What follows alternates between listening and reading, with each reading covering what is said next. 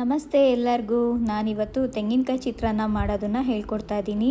ಯಾವಾಗಲೂ ನಾವು ಲೆಮನ್ ಚಿತ್ರಾನ್ನ, ಮಾವಿನಕಾಯಿ ಚಿತ್ರಾನ್ನ ಮಾಡ್ತಾ ಇರ್ತೀವಿ. ಒಂದು ಸತಿ ಈ ರೀತಿ ತೆಂಗಿನಕಾಯಿ ಚಿತ್ರಾನ್ನ ಮಾಡಿ ನೋಡಿ, ತುಂಬ ರುಚಿಯಾಗಿರುತ್ತೆ ಮತ್ತು ಟೇಸ್ಟಿಯಾಗಿರುತ್ತೆ.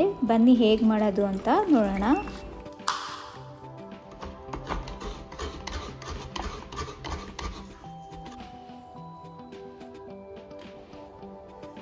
ನಾನಿಲ್ಲಿ ಒಂದು 4 ಚಮಚ ತೆಂಗಿನಕಾಯಿ ಎಣ್ಣೆ ತೊಗೊಂಡಿದ್ದೀನಿ, ಮತ್ತು ಒಂದು 1/2 ಚಮಚ ಸಾಸಿವೆ ತೊಗೊಂಡಿದ್ದೀನಿ, ಮತ್ತು 1/2 ಚಮಚ ಜೀರಿಗೆ ತೊಗೊಂಡಿದ್ದೀನಿ. ಸಾಸಿವೆ ಚಟಪಟ ಆದಮೇಲೆ ಜೀರಿಗೆ ಹಾಕಬೇಕು. ನಂತರ ಕಡಲೆಕಾಯಿ ಬೀಜ 1 ಚಮಚ, ಅದು ಸ್ವಲ್ಪ ಕಲರ್ ಬರಬೇಕು. ನಂತರ ಕಡಲೆಬೇಳೆ 1 ಚಮಚ, ಹೆಸರುಬೇಳೆ ಒಂದು ಅರ್ಧ ಚಮಚ ತೊಗೊಂಡಿದ್ದೀನಿ, ಉದ್ದಿನಬೇಳೆ ಅರ್ಧ ಚಮಚ ತೊಗೊಂಡಿದ್ದೀನಿ. ಇದೆಲ್ಲ ಸ್ವಲ್ಪ ಚೆನ್ನಾಗಿ ಮಿಕ್ಸ್ ಮಾಡಿ ಕಲರ್ ಎಲ್ಲ ಸ್ವಲ್ಪ ಚೇಂಜ್ ಆಗಬೇಕು.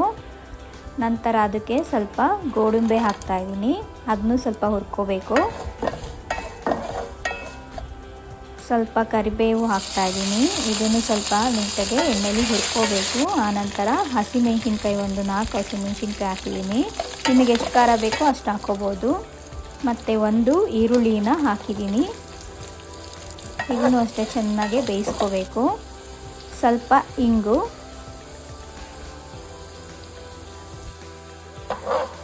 ಚೆನ್ನಾಗಿ ಇದನ್ನು ಸಹ ಬಾಡಿಸ್ಕೋಬೇಕು. ನಂತರ ತೆಂಗಿನಕಾಯಿ ತುರಿದಿರ್ತೀವಲ್ಲ, ಅದು ಒಂದು 5 ಚಮಚ ಹಾಕಿಬಿಟ್ಟು ಅದನ್ನು ಸಹ ಎಣ್ಣೆಯಲ್ಲಿ ಸ್ವಲ್ಪ ಹುರ್ಕೋಬೇಕು.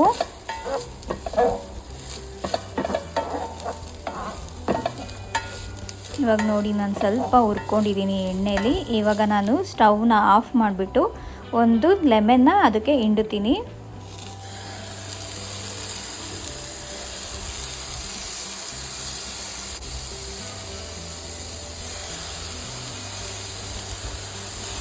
ಇದನ್ನು ಸಹ ಚೆನ್ನಾಗಿ ಮಿಕ್ಸ್ ಮಾಡ್ಕೋಬೇಕು, ಏಕೆಂದರೆ ಪ್ಯಾನ್ ಆಲ್ರೆಡಿ ಬಿಸಿ ಇರೋದ್ರಿಂದ ಅದರಲ್ಲೇ ಅದು ಚೆನ್ನಾಗಿ ಮಿಕ್ಸ್ ಆಗುತ್ತೆ. ನಂತರ ಒಂದು 2 ಚಮಚ ನಾನು ಸಾಲ್ಟ್ ಹಾಕ್ತಾಯಿದ್ದೀನಿ. ನಿಮಗೆ ರುಚಿಗೆ ಎಷ್ಟು ಬೇಕೋ ಅಷ್ಟು ಉಪ್ಪನ್ನ ಹಾಕ್ಕೋಬೋದು.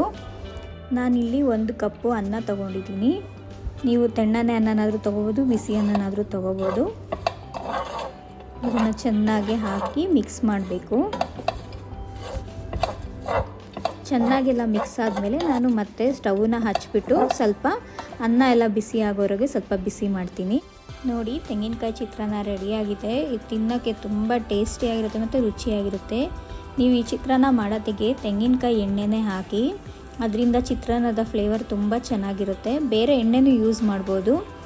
ತೆಂಗಿನಕಾಯಿ ಎಣ್ಣೆಲಿ ತುಂಬ ಟೇಸ್ಟ್ ಬರುತ್ತೆ ಮತ್ತು ಆ ಫ್ಲೇವರ್ ಹಾಗೇ ಇರುತ್ತೆ. ನಾನು ತೋರಿಸ್ಕೊಟ್ಟಿದ್ದು ಈ ರೆಸಿಪಿ ನಿಮಗೆಲ್ಲರಿಗೂ ಇಷ್ಟ ಆಗಿದರೆ please share, like and subscribe my channel.